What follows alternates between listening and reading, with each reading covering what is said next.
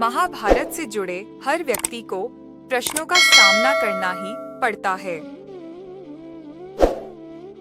भगवान श्री कृष्ण भी उससे अछूते नहीं थे। महाभारत को पढ़ते वक्त हम में से कईयों के मन में कुछ प्रश्न आते हैं। ऐसे ही कुछ प्रश्न उद्धव जी ने भी श्री कृष्ण से पूछे थे और उन प्रश्नों के भगवान श्री कृष्ण ने इतने सुंदर और सटीक उत्तर दिए कि उद्धव जी की सारी शंकाएं ही मिट गईं। एक दिन श्री कृष्ण ने उद्धव जी से कहा, हे उद्धव, तुमने आज तक मुझसे कुछ नहीं मांगा। उद्धव, जो तुम चाहते हो वह मांगो। मुझे बहुत प्रसन्नता होगी और बहुत संतुष्टि मिलेगी। मांगो जो इच्छा हो। उद्धव ने उत्तर दिया, मुझे कुछ नहीं चाहिए माधव, मुझे केवल मेरे प्रश्नों के उत्तर चाहिए। मेरे शंकाओं का समाधान कर दो सखा। मैं आज तक आपके लीलाओं को समझ नहीं पाया। आपके उपदेश कुछ और थे और व्यक्तिगत जीवन कुछ और था। हे लीलाधर, मेरे प्रश्नों का उत्तर देकर मुझे संतुष्ट करिए। श्री कृष्ण ने कहा, पूछो उद्धव, जो भी प्रश्न तुम्हारे मन में है पूछो। उद्धव का पहला प्रश्न था, हे माधव, सच्चा मित्र कौन होता है? श्री कृष्ण ने उत्तर दिया, सच्चा मित्र वही होता है जो आवश्यकता पड़ने पर बिना मांगे ही अपने मित्र की सहायता करे। इस पर उद्धव ने कहा, हे माधव, आप तो पांडवों के आत्मीय और परम मित्र थे, परंतु क्या आपको नहीं लगता कि आपने जो सच्चे मित्र की परिभाषा दी है, आपने इस परिभाषा के अनुसार कार्य नहीं किया? यदि किया होता तो उस दिन युधिष्ठिर को द्यूत क्रीड़ा से अवश्य रोका होता। यदि आपने उन्हें नहीं रोका तो आप उन्हें जिता तो सकते थे। आप भाग्य को पांडवों के पक्ष में अवश्य मोड़ सकते थे, उन्हें रोक सकते थे। कान्हा जी, वह एक के बाद एक अपना सब कुछ दांव पर लगा रहे थे। आप युधिष्ठिर को रोक सकते थे। वासुदेव, जब उन्होंने अपने भाइयों को, यहां तक कि अपनी पत्नी को भी दांव पर लगाया, आपने ऐसा क्यों नहीं किया? आपने तो तब हस्तक्षेप किया जब द्रौपदी लगभग अपना शील खो चुकी थी। तब आपने उसे वस्त्र देकर उसके शील को बचाने का दावा किया। आप यह दावा भी कैसे कर सकते थे? उसे एक पुरुष घसीट कर भरी सभा में लाता है और भरी सभा में निर्वस्त्र करने के लिए छोड़ देता है।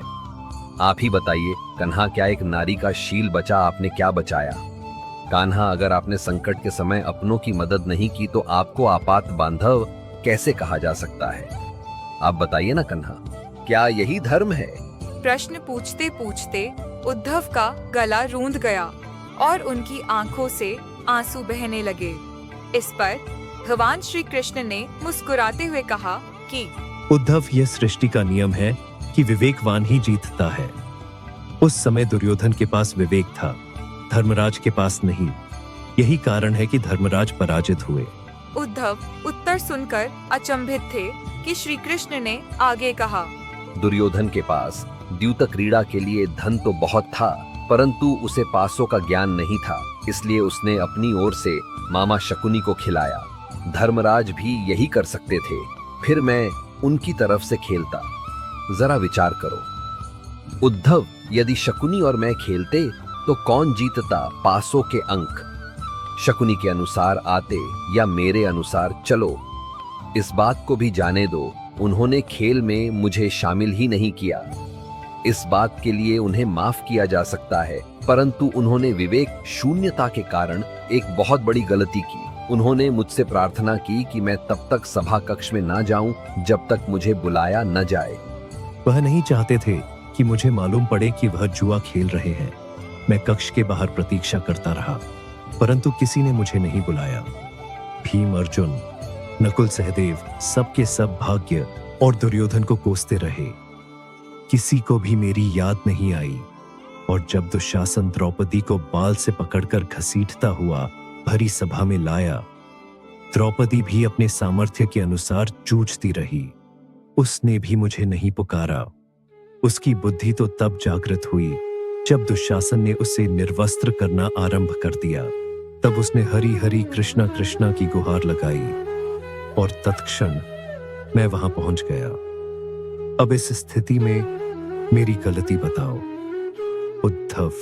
इस पर उद्धव बोले, आपका स्पष्टीकरण प्रभावशाली अवश्य है, परंतु मुझे पूर्ण संतुष्टि नहीं हुई। इसका अर्थ यह हुआ कि आप तभी जाएंगे जब आपको बुलाया जाएगा। संकट में घिरे भक्तों की रक्षा करने आप स्वतंत्र नहीं जाएंगे। कृष्ण मुस्कुराए और बोले, उद्धव, इस सृष्टि में हर एक का जीवन उसके स्वयं के कर्म फल के आधार पर ही संचालित होता है।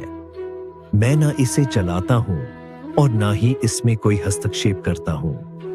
मैं केवल एक साक्षी हूं। मैं सदैव तुम्हारे नजदीक रहकर जो हो रहा है उसे देखता हूं। यही ईश्वर का धर्म है। वहां कान्हा, बहुत अच्छा।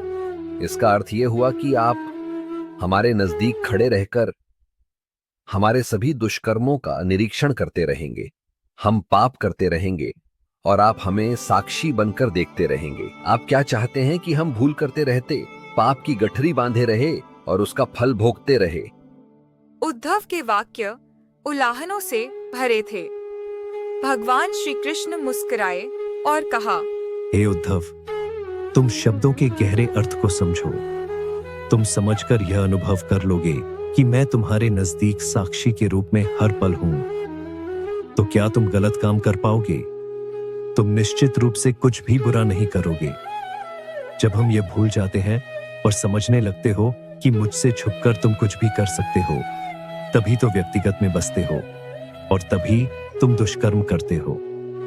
यदि मनुष्य समझ जाए कि मैं सदैव प्रत्येक व्यक्ति के साथ साक्षी के रूप में उपस्थित हूं, तो क्या मनुष्य कोई भूल कर सकता है? कदापि नहीं उद्धव, कदापि नहीं।